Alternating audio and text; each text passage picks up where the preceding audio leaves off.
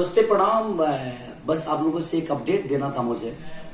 Instagram, Twitter, Facebook जो भी मेरी एक्टिविटी होगी तो टीम खेसारी के नाम के एक हमने फेसबुक आईडी खोला है, जिसपे आपको एक्स्ट्रा एक्टिविटी, मैंने एक्स्ट्रा मतलब समझ लीजिए अब हम खा तनी तौनो, नहा तनी तौनो, या कोनो शो करा तनी, या अपना लइकन के साथे बानी, तो हर चीज अपडेट रोलन के टीम खेसारी के नाम से जौन हमार सोशल साइट हुई, फेसबुक पेज ऊपर वो सबके देखे के मिली, सुने के मिली। तो वो जितना से जितना जुड़ब हर वो चीज लोग हमके प्यार करी ले, तब हम चाहता नहीं कि अपन जीवन के हर पल वो सबके साथे बांटी।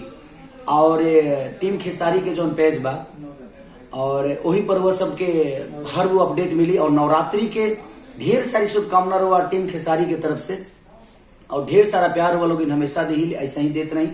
तो टीम खेसारी जौन हमारा अभी पेज आज से शुरू होके वाला बा, देख रहे कितना प्यार और आशीर्वाद दी कि हम हमेशा अपडेट वो सबके देते रही।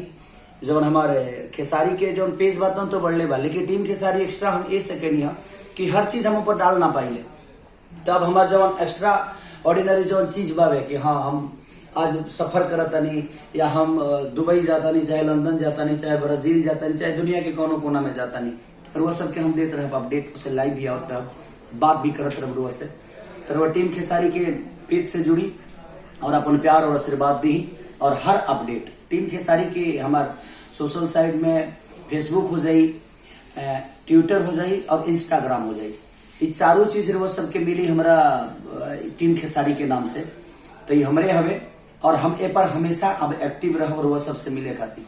ऐसे जो बहुत कम बात करे पावेला आदमी, कब वो लाइव आई 20 दिन पर 25 दिन पर, लेकिन ए पर हम हमेशा 4-5 दिन पर वो सबके बीच में आवत रहो और वो सब बतियावत रह, हाल चाल लेत रह और वो से मिलत रह, और अपन दुख भी वो सुनाए और सुख के भी हिस्सा वो सबके जरूर बनाए। प्रणाम।